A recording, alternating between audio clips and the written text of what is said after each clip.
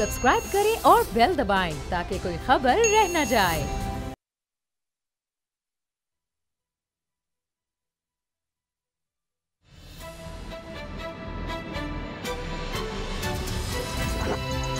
अब पता चला।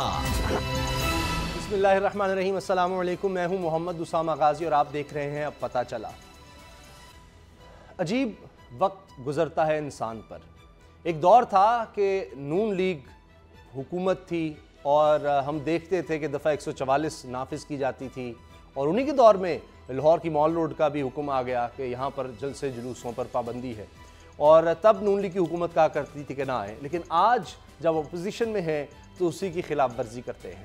वही मुकदमात जो कभी अपने मुखालफिन के खिलाफ बनाया करते थे आज नून लीग के खिलाफ बन रहे हैं। आज ये वक्त आ गया है कि शहबाज शरीफ साहब को नोटिस भेजने पड़ रहे हैं अखबारात के खिलाफ, उस पर भी हम बात करेंगे। लेकिन एक वो दौर भी था, बल्कि वो दौर है कि अब भी खबरें छुपाई जाती हैं अपने मुखालफिन के खिलाफ। और जिस तरह आपने देखा था कि माजी में जिस तरह सहाफ़ियों को ले जाया जाता था, हम कई दफ़ा इस पर बात कर चुके हैं, वो किस लिए ले जाया जाता था। यहाँ तक कहा जाता था कि जनाब जो सहाफ़ी हमारे साथ चलता नहीं है या यूँ कह लें कि जो हमारी जेब में नहीं होता उसको हम खबर भी नहीं देते, ये भी बड़ा मशहूर था। तो आज ये वक्त भी आ गया है, कि अब बिलावल साहब जो हैं बानी MQM के हवाले से भी बात करेंगे कि जनाब उन पर भी पाबंदी नहीं होनी चाहिए। तो अजीब दौर है, अजीब कहानियाँ हैं और इसी अजीब दौर में मरीम साहिबा नाअहल और नालायक कहते कहते मौजूदा हुकूमत को अपनी 3 साला कारकर्दगी अपनी हुकूमत की भी सामने ले आई और उसको बड़े ये समझना चाहिए कि फ़ख्र के साथ उन्होंने ट्वीट कर डाला और 4 घंटे बाद जब समझ आई ये तो देने पड़ गए कि ये उन्हीं की हुकूमत की 3 साला कारकर्दगी है जिस पर कहा जा रहा है कि आप फ्रॉड करते रहे कौम के साथ और बजट जो है उसमें फजिंग करते रहे, झूठ बोलते रहे, दगा और फरेब देते रहे। खुद ही उन्होंने कह दिया, देखिए ये है नालायक और नाअहल हुकूमत। इस सब पर हम बात करेंगे। असद खरल साहब, बाबर डोगर साहब मेरे साथ हैं। लेकिन पहले आज की डेवलपमेंट्स पर रिपोर्ट। जनाब आज की ये तो डेवलपमेंट्स थी। असद खरल साहब, ये जो मुकदमात बनाए जा रहे हैं पहले इस पर आ जाते हैं। 58 लोगों के खिलाफ बाकायदा जो सूबाई और कौमी असम्बली के मेंबर हैं उनके खिलाफ, इसके अलावा 2000 नामालूम अफराद के खिलाफ जनाब मुकदमा दर्ज कर लिए गए हैं कि आपने खिलाफ वर्जी की, आपको इजाज़त नहीं थी जलसा जुलूस करने की, आपने किया। इससे पहले भी हज़ारों, मैं दोबारा दोहरा देता हूँ, हज़ारों ऐसे मुकदमात दर्ज हैं। मरीम साहबा का इसमें नाम है, कैप्टन सफदर का भी है और भी लोगों के नाम है। ये क्या ड्रामा है असद खरल साहब? जब कुछ करना नहीं है, जब कोई मुकदमा है, ये ऐसी खाम खा फाइलें बनानी, आगे मामलात आगे चलते नहीं है, फिर क्या ये सब क्या है? देखिए इस तरह के मुकदमात की, जिस तरह आपने कहा कि इतनी लंबी फहरिस्त है कि नून लीग की हुकूमत दौर हो या पीपल्स पार्टी का दौर हो। देखिए जो अभी वज़ीर आज़म मौजूदा है इमरान खान साहब और बहुत सारे रहनुमा पैट के लोग, मिनाजुल कुरान के लोग, नून लीग के दौर में उनके ऊपर मुकदमात हुए, दहशतगर्दी की दफात लगाई गई जी। ख्वाजा साद रफ़ीक साहब के खिलाफ जो है मुकदमात आज भी एक मुकदमे में इश्तिहारी है, आज भी एक मुकदमे में इश्तिहारी है। अच्छा, फिर उसके बाद बहुत सारे, वैसे तो उनके 30-40 मुकदमात उनके ऊपर पूरी लंबी एक फहरिस्त है। इस तरह पीपल्स पार्टी की हुकूमत में मुकदमात होते रहे। अब ये जो मुकदमा आप बात कर रहे हैं 4 सूबों में जलसे हुए जी, तो एक सूबे में मुकदमा की गया क्योंकि माल रोड के ऊपर जलसा करने के हवाले से मुकदमा ना इंतजामी करे तो अलग बात है जी जी। अदालत आलिया ने, लाहौर हाई कोर्ट ने पाबंदी आयद कर रखी है। वो अलग बात है, कारोबार ठप हो जाता है, लोग बेचारे एम्बुलेंसेस फंसी रहती हैं, वायलेशन होती है, जगह एक मुख्तस की हुई है। लेकिन ये बहरहाल ये है कि ये कोई पहला काम नहीं है। इसकी इब्तिदा जो है ना, ये नून लीग ने शुरू की थी जो सिविलियन डिक्टेटरशिप और अमीरुल मोमिनीन बनना चाह रहे थे। फिर उसके बाद जरदारी साहब ने बात की और जो इमरान, मेरा एतराज ये, आप ऐसे मुकदमे दर्ज क्यों करते हैं जिसमें आपने गिरफ्तारी करनी है ना वो आगे जाने? इसमें रूल ऑफ लॉ प्रिवेल नहीं करता, बल्कि इसमें लॉनेसनेस प्रिवेल करती है। इसमें रिट ऑफ द गवर्नमेंट उसका फेलियर नजर आता है। एक तरफ आप जब कह रहे हैं कि सेक्शन 144 इम्पोज हमने किया हुआ है, माल रोड पे जलसा जुलूस और रैली नहीं निकल सकती, तो फिर क्या वजह है कि हर दूसरे दिन ये तमाशा होता है? कभी कोई मजदूर आ जाते हैं, कभी कोई यूनियन वाले आ जाते हैं, कभी कोई, हम भी इवन के मीडिया वाले, हर बंदा वायलेशन कर रहा है।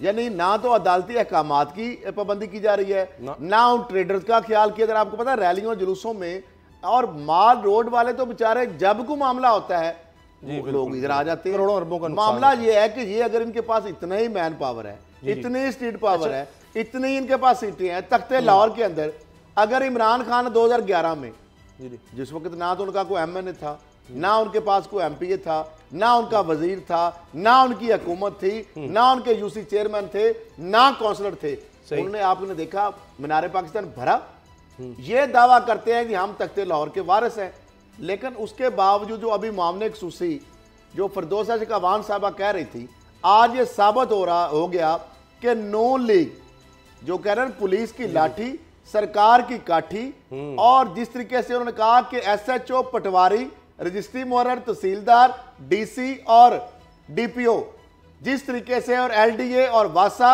और जिस तरह दीगर महकमों के लोग और PHA के लोग, उनको ला के, टीचर्स को ला के, बच्चों को ला के जबरी तौर पर जलसागाह भरी जाती थी। जिस तरीके से RT सेक्रेटरी वहां पे बसें पकड़ते थे, जबरदस्ती ट्रांसपोर्ट पकड़ते थे, कीमे वाले नाम दिए जाते थे, लोगों को बसें भर भर के लाया जाता था। आज ये साबित हो गया जो इनकी अवामी मकबूलियत के दावे हैं, और जो मरियम साहिबा को फिर कहते हैं ना, एक बंदा भाग रहा था पूरे शहर में, तो उसने कहा, सारों ने कहा क्या हुआ है, क्या हुआ है, तो किसी ने कहा यार भागे क्यों जा रहे हो सारे, उसने कहा जी कुत्ता मेरा कान ले गया। तो उसने कहा भाई आपके दोनों कान सलामत है जब तक मैं देख रहा हूं। अब मरियम साहिबा को पहले ये 1.5 शायरी जो करते हैं, ओवर क्लेवर बनने की कोशिश करती है मसूफा, या तो इनको इंग्लिश का मसला है सर, उस पे आते हैं, इनको मुझे इजाजत मसला है, इस पर आना है, छोटी तफसील से बात करनी है। फोन के अंदर मैंने इनको कब पकड़ा, जब कैलबरी फोन के अंदर 1.5 शायरी उन्होंने की, बारी बारी असल ट्रस्टेड ट्वीट कर दी, फेसबुक पे चढ़ा दी, तो बुकला ने उसको तब्दील कर दिया, तो मुझे पता चल गया कि ये तो जालसाजी हो गई है। अब इस मामले में भी इन्होंने कर दिया कि आपने ही बात की। सर इस पर आते हैं। बाबर डोगर साहब, मुझे ये बताएं कि वज़ीर आज़म साहब ने आज तर्जुमान से मुलाकात की है, काबीना का इजलास भी हुआ है, उस पर भी बात करनी है, लेकिन उसमें कहा गया कि जी एक तो मुस्बत चेहरा आवाम के सामने लाएं, अपोजिशन को टफ टाइम दें, लेकिन जो अजीब बात है वो ये है कि जनाब माशी बहरान से निकल आया है मुल्क, और हुकूमत अशिया ज़रूरिया में आवाम को हर मुमकिन रिलीफ दे रही है। ये कब तक होगा ये रिलीफ, कोई नज़र नहीं अभी तक आ रहा। और ये बात कि जी करप्शन मुलव्वस लोग टीवी पर आकर खुद को सियासी शहीद बना रहे हैं और कौम को गुमराह कर रहे हैं, इस पर आप क्या कहते हैं? उसामा साहब, तर्जमानों के लिए सबसे जो मुश्किल चीज़ है वो ये है कि जो इकनॉमिक फ्रंट है उसको डिफेंड कैसे किया जाए। महंगाई जिस तरह से है उसको किस तरह से वो डिफेंड करें, किस तरह से ये कहें कि जनाब मनोसलवा और दूध की नहरें बह रही हैं, और जबकि उसकी जो हकीकत है उससे बिल्कुल बरक्स है। तो बहरहाल ये एक बहुत बड़ा चैलेंज है। लेकिन खान साहब का जो दौरा है अमेरिका है, इसके बाद ये उम्मीद की जा रही कि हो सकता है कि जब आप अमेरिका यूनिपोलर वर्ल्ड है, अमेरिका जो है सुपर पावर है, इकोनॉमिक पावर है, और अगर वो आपको सपोर्ट करता है तो फिर दुनिया ट्रेड भी दुनिया जो आपके साथ ट्रेड भी स्टार्ट कर देगी। उसके बाद आपको यहाँ पर जब ट्रेड स्टार्ट होगी, जब बिजनेस स्टार्ट होगा, जब इकोनॉमिक एक्टिविटी बढ़ेगी, जब वर्ल्ड बैंक IMF तो आ गया, बाकी जो इंस्टीट्यूशन है वो भी आएंगे। दुनिया के बेताशा ममालिक, यूरोप जो है अगर अमेरिका के साथ चलता है तो यूरोप भी उसके साथ चलता है, तो इसके डिविडेंड्स आना शुरू हो जाएंगे। तो जब से इमरान खान आए हैं, और जो मेरी बातें हुई हैं कुछ फेडरल सेक्रेटरीज या मिनिस्टर्स के साथ, वो बड़े होपफुल हैं कि अमेरिका के इस टूर के बाद, एक कामयाब टूर के बाद ये उम्मीद की जा रही कि पाकिस्तान पे जो ये जो इकोनॉमी के मसाइल हमारे हैं, ये खासी हद तक आने वाले दिनों में हल हो जाएंगे। तो ये जो माशी मसाइल हैं, इनमें जो मरियम ने आज किया कमाल, उन्होंने किया कि वर्ल्ड बैंक की रिपोर्ट थी कि 2015 से 2018 तक जो बजट पेश किया गया वो ना तो पूरा किया गया, जानबूझकर झूठ बोला गया, और वर्ल्ड बैंक कहता है एतबार खत्म हो गया, जो बजट नून लीग बनाया उस पर एतबार नहीं किया जा सकता। अब उन्होंने सिर्फ हेडलाइन देखी कि ये कुछ होता रहा जनाब, ये इस हुकूमत में कि जनाब बजट पर एतबार नहीं हो सकता। वर्ल्ड बैंक कहता है कि पाकिस्तानी गवर्नमेंट के बजट पर एतबार नहीं किया जा सकता। उसको उन्होंने ट्वीट किया और कहा जी ये है नालायक हुकूमत की कारकर्दगी, और वो 3 साल की कारकर्दगी पूरी बताई गई उस वर्ल्ड बैंक रिपोर्ट में कि किस तरह ये धोखा, फरेब, झूठ बोलते रहते हैं बजट में। तो फिर 4 घंटे बाद वापस किया। ये क्या हुआ, या बहुत ज्यादा ये नफरत में मौजूदा हुकूमत की ये उन्होंने कर दिया, और वो सच्चाई जो है वो खुद ही सामने आ गई। बाबर साहब पहले आप। उसामा साहब, वो पंजाबी का मुहावरा है, कालियां आगे टोए। मसला ये है कि उन्होंने जो भी लीड पढ़ी उसका आगे जो जल्दी करता है वो डिटेल तो खाई में सारी गिरता पढ़ी, डिटेल तो पढ़ी कोई नहीं। उन्होंने बस देखी और उन्होंने उसको फौरी तौर पर ट्वीट करने का सोचा कि जनाब ये तो एक बहुत बड़ी चीज़ आ गई है, ये तो इकोनॉमी पहले ही ये इस तरह से है और ये अब ये वर्ल्ड बैंक की भी रिपोर्ट आ गई है।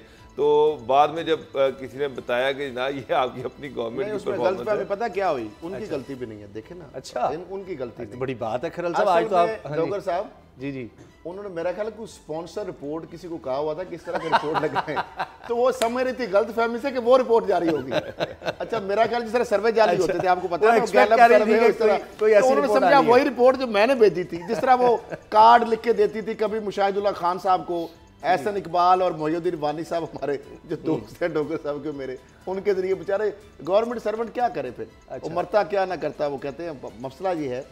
तो मरियम साहिबा जो है, जिस तरह मैंने बताया, बड़ी इंटरेस्टिंग बात है कि मुझे नहीं पता था, मैं तो फिर लंदन गया, सारा तहकीक करके आया पनामा केस की हियरिंग के दौरान। तो जब ये बड़ा मसला बना हुआ था ट्रस्ट डीड के ऊपर, तो जो ही वो ट्रस्ट डीड आई, मरियम साहबा ने अपने ऑफिशियल ट्विटर हैंडल से, वो 3 सफ़ात पर जो मुश्तमिल थी, बहन भाइयों के दस्तखत और सारा जो कैलरी फंड वाला मामला था, वो गलत नहीं थी। अच्छा, जो उन्होंने, मैं आज कितनी बड़ी बात कर रहा हूँ, ब्रेकिंग न्यूज़ दे रहा हूँ, आज भी लोगों को नहीं पता, जो उन्होंने अपने ट्वीट पे जो ट्रस्ट डीड ट्वीट की ऑफिशियल हैंडल से, आज तक भी मेरे पास स्क्रीनशॉट मौजूद है। अच्छा। अगर उन्होंने नहीं मिटाया तो मेरे पास सबूत है। फेसबुक से भी डॉक्टर साहब उसने जो हैंडल की, जो अपना ट्वीट की और फेसबुक पे शेयर की, 3 सफ़े, उनका ये है वो सबूत। अच्छा, तो जब वकीलों ने देखा, उन्होंने तो हेडलाइनें बन गई कि जनाब देखिए आ गए, उन्होंने कहा इसमें तो आपके खिलाफ और वालिद साहब के खिलाफ केस जा रहा है। उनका अब क्या करें, चैम्बर में वकला ने बैठ के एक सफ़ा तब्दील कर दिया। अच्छा, उसमें इतनी उनकी मत मारी गई सारे लोगों की, जो पॉइंट्स बुलेट होते हैं ना, 4, 5, 6, उसमें 4 और आगे 6 लिख दिया, 5 वैसे ही छोड़ गए, और उसके अंदर जो कंपनीज के नाम थे और बेनिफिशियल ओनर था, उसकी वर्डिंग तब्दील कर दी गई। फिर एक सफ़े में आगे पीछे हो गया। फिर उनका अब क्या करिए, तो स्टैंप इस पे और साइन, वो भी स्टैंप बनाई, साइन किए।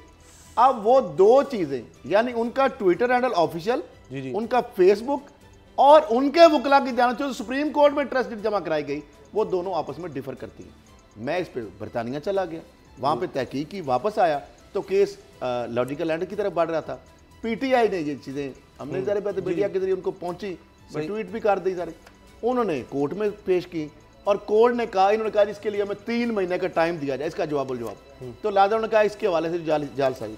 मरियम साहिबा का मामला ये है कि वो थोड़ा सा ना जल्दबाजी में है, और उनको आदत पड़ी हुई है, आदत पड़ी है स्क्रिप्ट राइटिंग की, कि उनको शुरू हो गया है, और उन्होंने कहा कि मैं सच बोलूं, ये ममनून हुसैन की तरह उन्होंने अपनी गवर्नमेंट वो वाकई उन्होंने कहा नहीं, मैं सच बात करूंगा। ज़मीर मलामत कर गया था ना, उन्होंने सच्ची बात कर दी, अजाब नाज़िल होगा ये पनामा चोरों को, ये 1 साल बाद भारत पकड़े जाएंगे।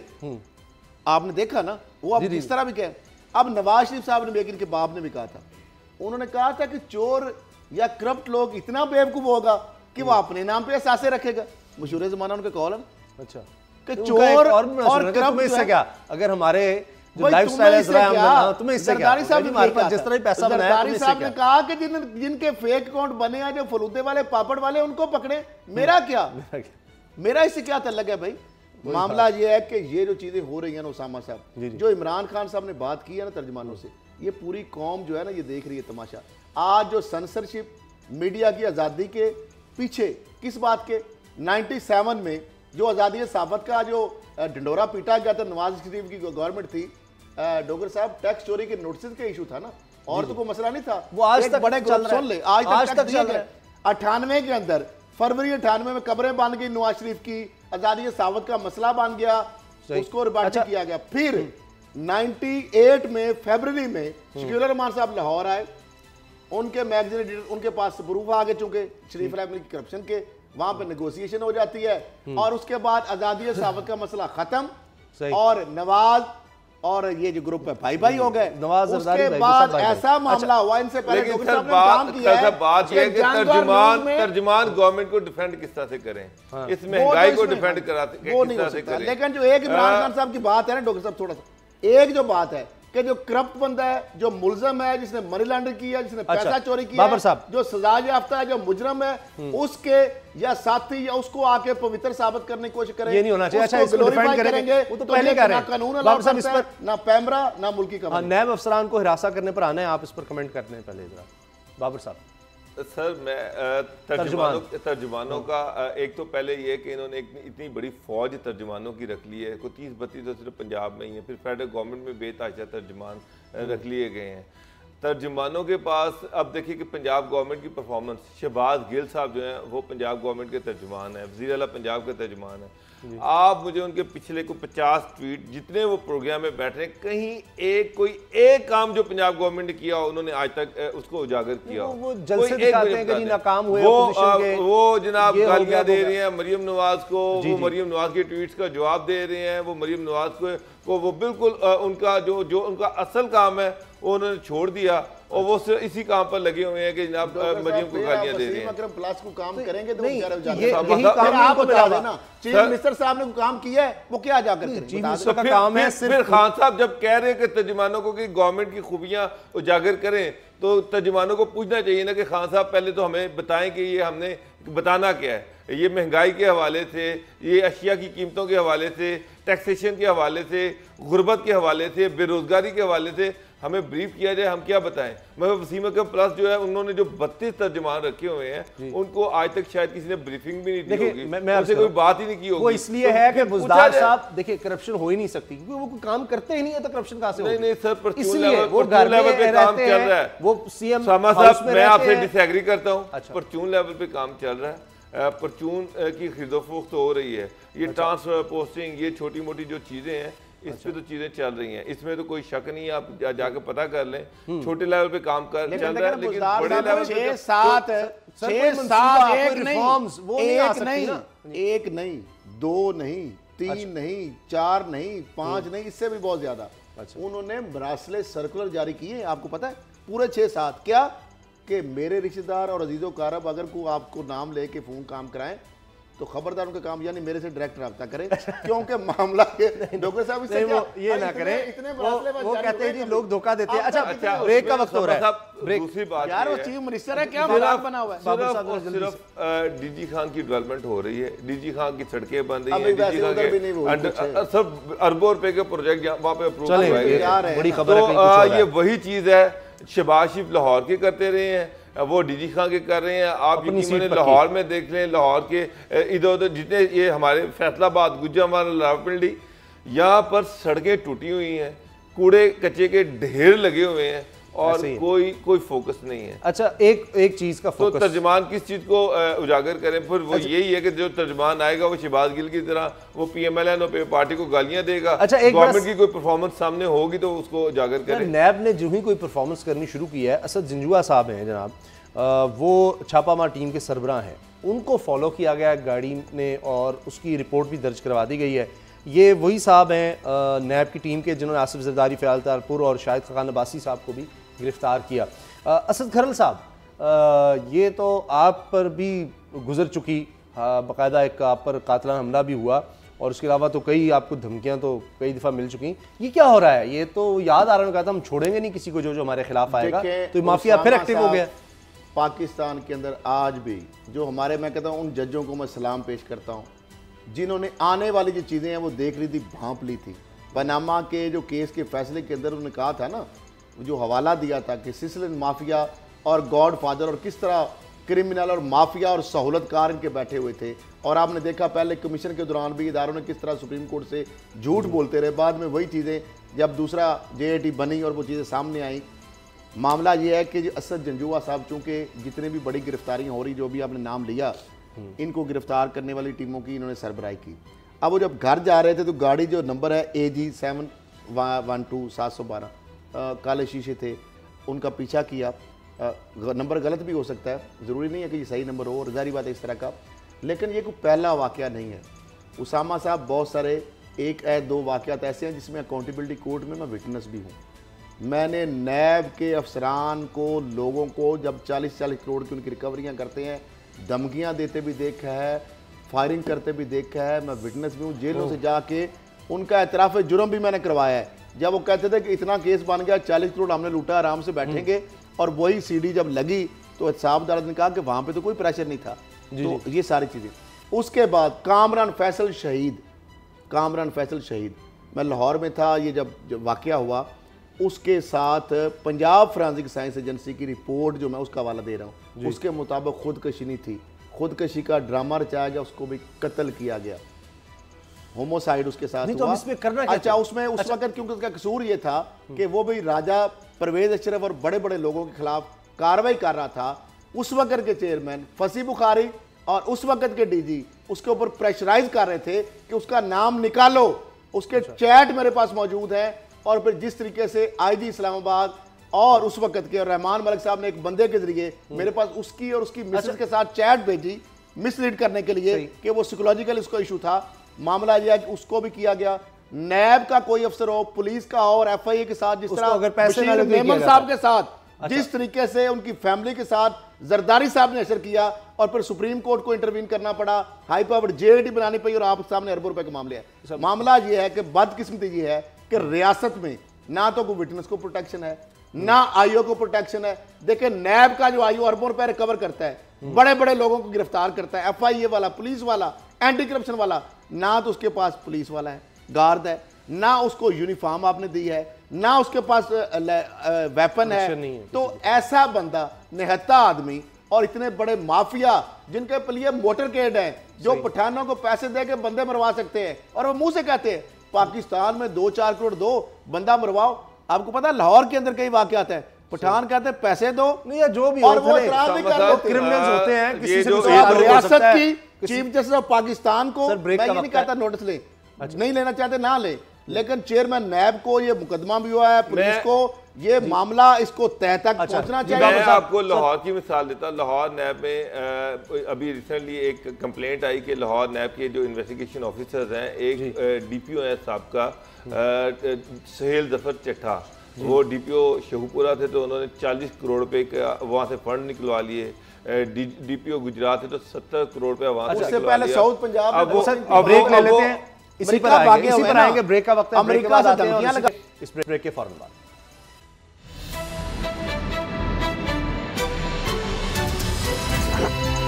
अब पता चला।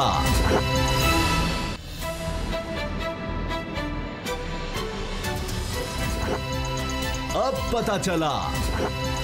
ब्रेक से पहले हम बात कर रहे थे कि नैब के एहलकारों को अब हिरासत किया जा रहा है, उनको डराया धमकाया जा रहा है, इसी बारे में बात हो रही थी। बाबर डोगर साहब, आप मिसाल दे रहे थे कि किस तरह माफिया जो है काम कैसे करता है। सर, रिसेंटली आजकल के दिनों में सुहेल जफर जट्ठा जो है वो एक डीपीओ रहे हैं शेखुपुरा में, जहाँ पर उन्होंने 40 करोड़ रुपया जो था पुलिस फंड से निकलवा लिया। 70 करोड़ रुपया उन्होंने गुजरात से निकाला। वो पैसा जो कि पुलिस शोधा और फैमिलीज के लिए रखा गया था, वो 1 साल की छुट्टी लेके लंदन फरार हो गए हैं।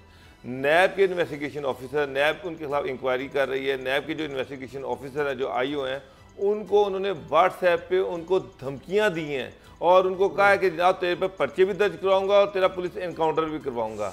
ये उन्होंने लंदन में वहाँ से फ़ोन करके कहा है। डीजी लाहौर नैब और चेयरमैन नैब जो थे, उन्होंने इसके खिलाफ आईजी पंजाब से बात की, एस्टेब्लिशमेंट डिवीज़न को ख़त लिखा। आप हैरान होंगे, ना एस्टेब्लिशमेंट डिवीज़न ने उसके खिलाफ कोई एक्शन लिया है, ना आईजी पंजाब ने एक्शन लिया, और वो वहाँ से धमकियाँ दे रहा है आईओ को कि तुम्हें मैं देख लूँगा, तुम्हारे पे इतने पर्चे भी करवाऊँगा, जाली मुकाबला भी करवाऊँगा। और वो वहाँ पर छुट्टियों पे बैठा हुआ है, ना उसकी छुट्टियाँ कैंसिल की गई, ना उसको वापस बुलाया गया। तो इसमें नाअहली तो गवर्नमेंट की भी है। हुकूमत जब तक नैब को प्रोटेक्शन नहीं देगी, आप देखिए उनका मुकाबला किससे है, बड़े बड़े माफिया से, बड़े बड़े स्ट्रॉन्ग आदमियों से। वो लोग जो सिस्टियन माफिया हैं, गॉड फादर हैं, जरदारी साहब देख लें, उनकी सिंध में गवर्नमेंट है, वहाँ पे एक बेचारा आईओ या एक जो प्रोसिक्यूटर है वो कहाँ खड़ा होता है उनके सामने। अभी हाल में वाकया हुआ बिजली चोरी पर, किस तरह उन्होंने बिजली एहलकारों को मार मार के, वो एमएनए ने, उनके एहलकारों ने वो बुरा हाल कर दी। वहां पर सारी सोशल मीडिया पर भी वो वायरल थी। तो वहां पर तो बिजली चोरी करें, सिंध में जो का काम है, जो इमरान खान साहब जो कह रहे हैं कि जनाब मैं अकाउंटेबिलिटी करूंगा, तो जिस अदारे ने अकाउंटेबिलिटी करनी है, अगर आप उनको प्रोटेक्शन नहीं दे सकते, अगर आप उनको मजबूत नहीं कर सकते, तो फिर अकाउंटेबिलिटी तो नहीं हो सकती। किस तरह से आप नवाज शरीफ की अकाउंटेबिलिटी कर सकते हैं, शहबाज शरीफ की कर सकते हैं, जरदारी साहब की कर सकते हैं, मुराद अली शाह की कर सकते हैं, खाकान अब्बासी की कर सकते हैं। यहाँ पर तो एक डीपीओ जो है वो उनको थ्रेट कर रहा है, उनको धमकियां दे रहा है। एक डीपीओ के सामने सारा नैब और पूरी पंजाब गवर्नमेंट बेबस हुई हुई है, फेडरल गवर्नमेंट बेबस हुई है। तो इतने बड़े बड़े माफियाज को आप किस तरह से लगाएंगे? असद खरल साहब, ये जो अगली खबर हमारे पास है वो अब लीगल नोटिस, बहुत ज़्यादा कह रहे थे जनाब शहबाज शरीफ साहब कार्रवाई नहीं कर रहे। अगर इन्होंने कहा कि मैं दावा करूंगा अखबार पर, डेली मेल पर, कि उन्होंने किस तरह कह दिया कि जनाब शरीफ ख़ानदान, यहाँ तक बाकी चीज़ें भी उसमें थी कि सैलाब जल्जला ज़दगान के लिए जो इमदाद थी उसमें भी मुलव्वस है, उसकी खुर्द बुर्द में भी। तो उस पर उन्होंने लीगल नोटिस भेजा है, लेकिन साफ़ी तो डटा हुआ है, वो कहता है जी मैं अपनी खबर पर कायम हूँ।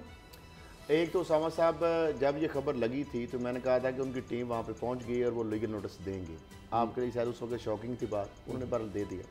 लेकिन मुझे इस बात पे हैरानगी है कि खबर सिर्फ इनकी और इनके ख़ानदान की सियासी साख और किरदार को मसक करने के लिए घड़ी गई। जी, ये इनका उसमें लीगल नोटिस। अच्छा, अभी अदालती कार्रवाई कोई नहीं हुई, ये सिर्फ वो नोटिस है ना। हाँ जी, अभी एक लीगल नोटिस भेजा है, उसका अखबार जवाब देता है नहीं देता। मुझे ये बताएं कि साख किरदार अभी है इनका? वैसे तो अगर साख और किरदार की बात करेंगे तो शहबाज शरीफ साहब, आपकी अहलिया, आपकी साहबजादी, आपके दामाद, आपके बेटों, आपके बारे में अरबों रुपए की मनी लॉन्ड्रिंग, फ्रॉड, चोरियां, टीटियां, जालसाजियां, करप्शन के पैसे से घर बनाना, गाड़ियां लेना, लूट मार करना, सरकारी वसाइल को नक्शे कच्चे बना के आहर चीमा के जरिए, इसरार सईद के जरिए, अपने फ्रंटमैनों के जरिए, अपने साहबजादे के जरिए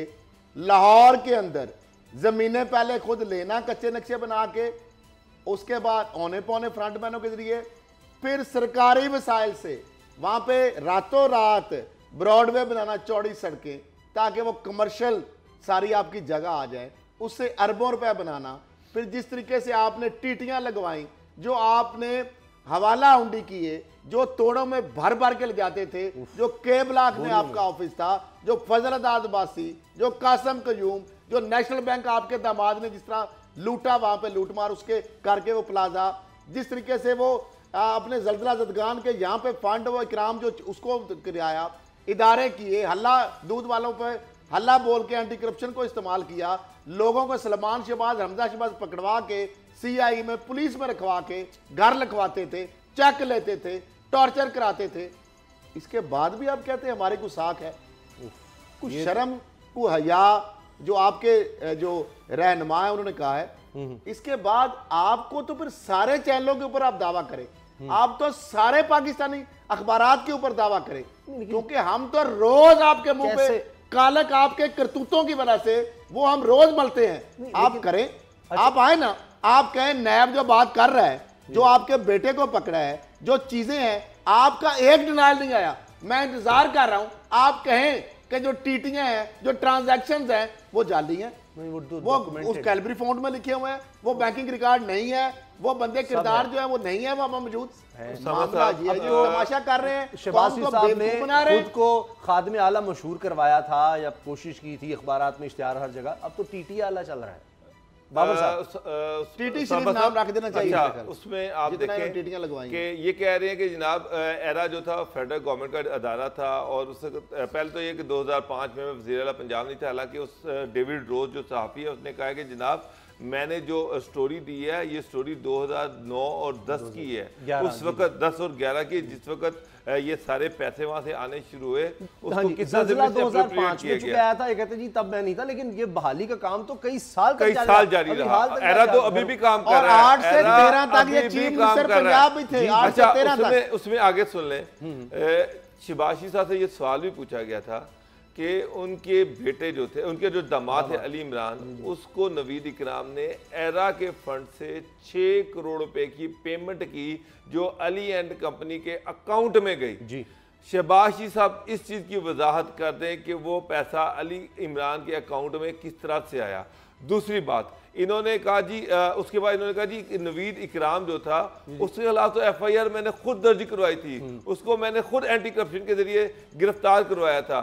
शहबाज शरीफ साहब सिर्फ एक चीज़ बता दें, अली इमरान को आपने गिरफ्तार करवाया, उसने अपने इतराफ़ी बयान में ये कहा कि उसने 14.5 करोड़ रुपया जो था आपके दामाद को दिया, और उसको दामाद को दिया 2 फ्लैट जो 2 बिल्डिंग खरीदी, फ्लोर खरीदे के जो एग्जिस्ट ही नहीं कर रहे। क्या उस FIR में उसका नाम आया, अली इमरान का नाम आया?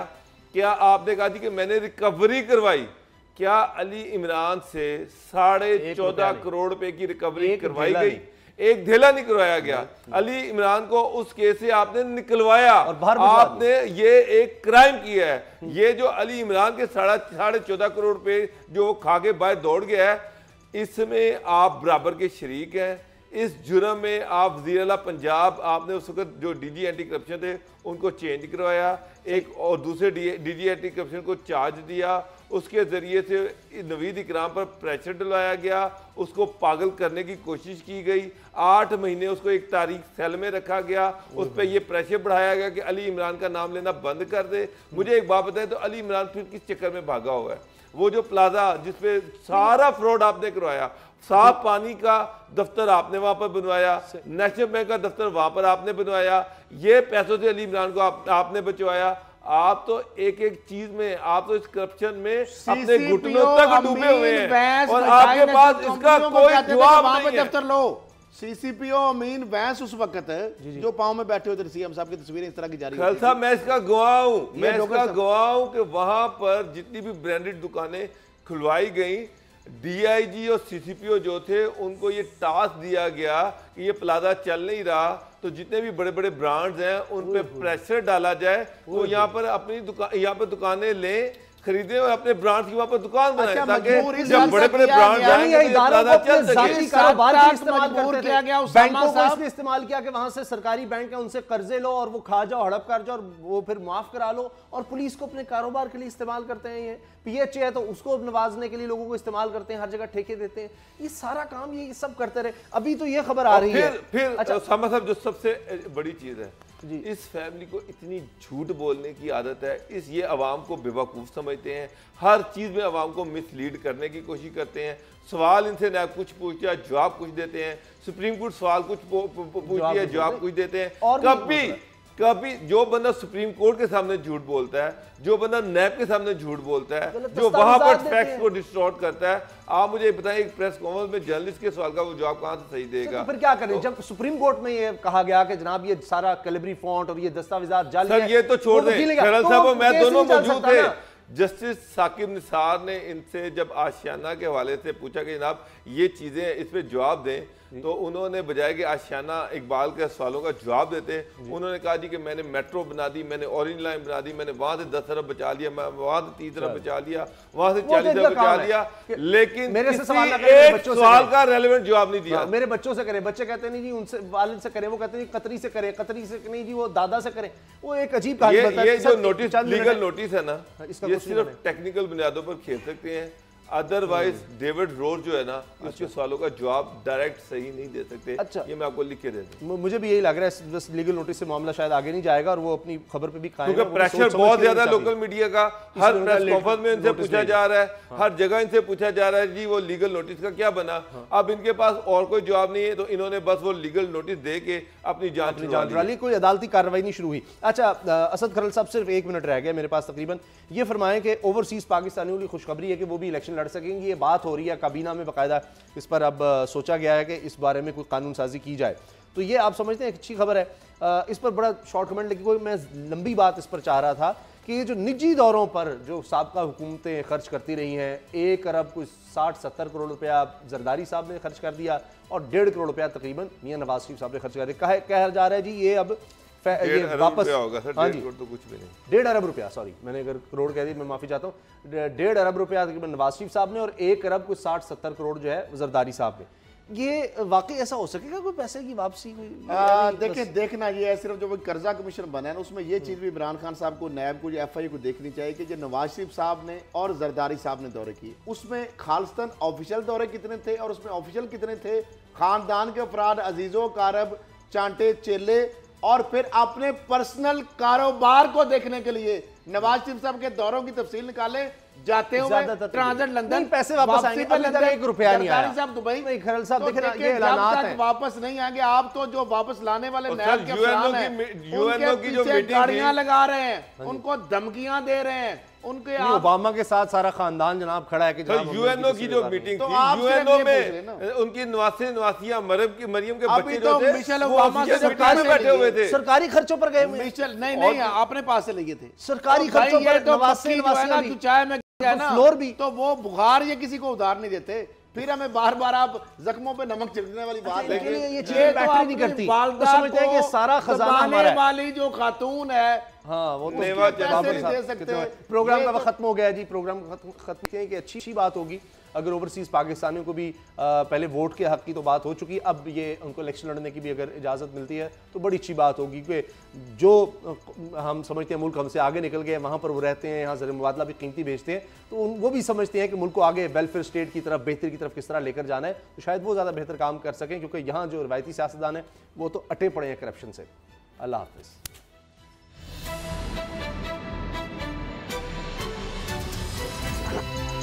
अब पता चला। सब्सक्राइब करें और बेल दबाएं ताकि कोई खबर रह न जाए।